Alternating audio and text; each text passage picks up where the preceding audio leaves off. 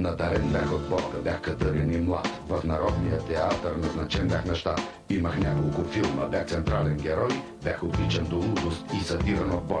Получавах заплата не за моя талант и не карах Ферари, а картонен трабан. И отгоре на всичко, в един хубав ден, просто станах излишен, просто бях съкратен. Видиш, аз съм завършил, цял живот съм артист. Как да стана търговец, как да стана фрезист. Ще умера без култура, креснах аз като луд. Но директора каза, тук не е Холивуд. И бе прав той до болка, всеки българин слаб. Не умира без Хамлет, а умира без хляб. Опознаха живота без декори и грим. И продадох Трабанта и заминах за Рим.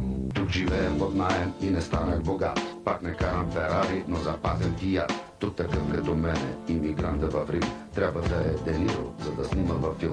Пробвах няколко пъти, като виках Булгар и добре, че напусках без ритник и шамар. Но оставах с утеха, че живея си горд, без оплата от мутри и валутния борд. И си вие чини, и съм сляп и съм глух, а играл съм Ромео, Хамлет, Хана Спарух. Малко тъжна картина, но сега няма как, а човек без родина си е кръгъл си рак. Да се върна не мога, ще ме сметнат за луд. Нека мислят, че вече съм превзел Холивуд. А в Народния театър, ако питат за мен, жив е, просто кажете, не съвсем, не съвсем.